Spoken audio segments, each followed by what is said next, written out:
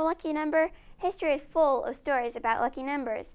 This year, one of Florida's lucky numbers must be 500. The Daytona 500 kicks off the NASCAR season. Did you know that history was made this year at the Daytona 500? Danica Patrick, number 10, made history by being the first woman to win the Sprint Cup pole and lead a lap in the Daytona 500. She won 8th in this great American race. Fans to their feet, to the line. She's done it. Danica Patrick has led the Indy 500 and the Daytona 500. And these fans were cheering. They were on their feet. The number 500 is also important because Florida is celebrating its discovery.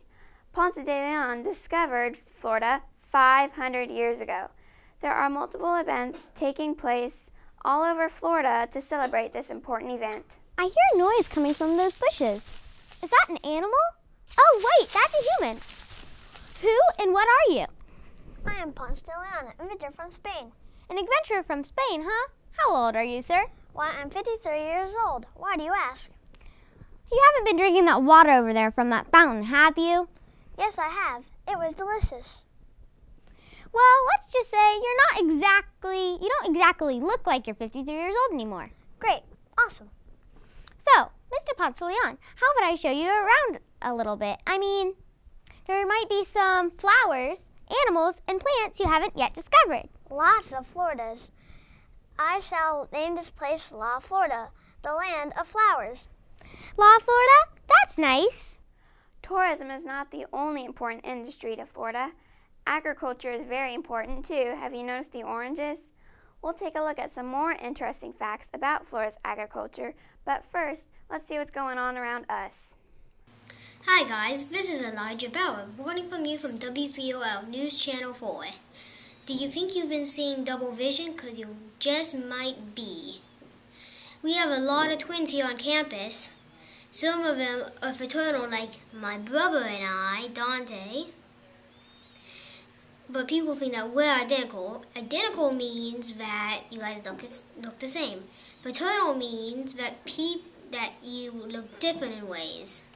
Let's go look at some of the twins on campus.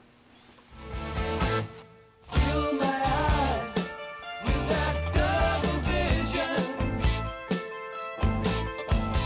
No disguise for that double vision. Ooh, when it gets. Hi, my name is Joey, and this is my fraternal twin, Tony. New to me. It's always new to me. My double vision is the best. Good morning, boys and girls. I have some very amazing artists standing here next to me. This past weekend, we had an art show in downtown Bartow called the Bloomin' Arts Festival, and we had 25 artists get their artwork chosen for the show, but we had 3 winners for our school. In 3rd place, we had Adelaide Westfall with her Flowing Line Dragon. Adelaide, whose class are you in? Miss Lynn. Thank you very much for your amazing dragon. In 2nd place, we have Malia Mitchell. Malia, whose class are you in? Mr. Pentecost. Mr. Pentecost, thank you so much. Malia painted her value silhouette tree and got to mix her own paints to create that. And in 1st place, representing Chain of Lakes Elementary, is Brianna McLaren in 2nd grade. Congratulations. Whose class are you in? Miss Mannix. Miss Mannix's class. Brianna created a piece of abstract art off of Jackson Pollock, a splatter painting. Girls, you did such amazing work. Congratulations. Back to you. Good morning, Otters. I'm sure you've been wondering what the big deal is with elves and dwarves, wizards, orcs, and golems. They're all characters in a series of stories written by J.R.R. Tolkien, and they have amazed and entertained people for years. Professor Tolkien of Oxford University wrote these stories with a group of friends and fellow professors, and they call themselves the Inklings. They met once a week for dinner and helped each other with their stories. Ever heard of the Chronicles of Narnia? That author, C.S. Lewis, was one of Tolkien's best friends. They helped each other with their stories. Cool, huh? Tolkien was a professor of languages at Oxford, so naturally he wrote his own languages for elves, dwarves, and orcs. J.R.R. kan ben namari. What a talented person J.R.R. Tolkien was. After you check out this movie, which will be coming out on video soon, please be sure to pick up a book and read about Middle-earth and all of its adventures. When you do, thank Professor Tolkien for imagination. These are great stories. Back to you. As I said, Florida's agriculture is very important. Here are some fast facts about Florida's agriculture.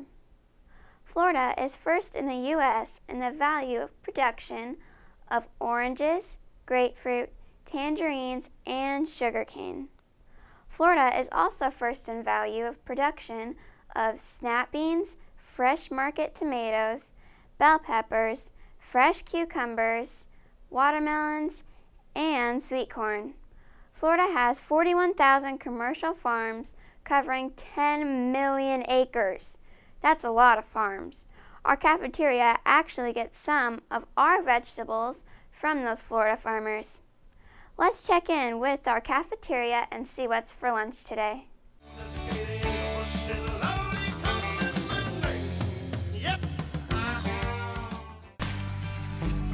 The cucumber harvest is well underway this morning at Long and Scott Farms in Central Florida. These cukes will never make it to your supermarket. And the folks picking the produce aren't farm workers, they're volunteers doing what's called gleaning, harvesting produce that's perfectly fine but not marketable. Those cucumbers, thousands of them, will end up in these big boxes, a donation worth tens of thousands of dollars made by Hank Scott to Florida food banks. Hank participates in the Farmers Feeding Florida food recovery program, connecting farmers with Florida food banks. Ponce de Leon may be known for discovering the Fountain of Youth, but if you look around the state of Florida, you'll see his name on many places, such as the Ponce de Leon Lighthouse and Ponce Inlet near Daytona Beach. So I guess we've come full circle and are back in Daytona, where we know the number 500 is special, just like our otters.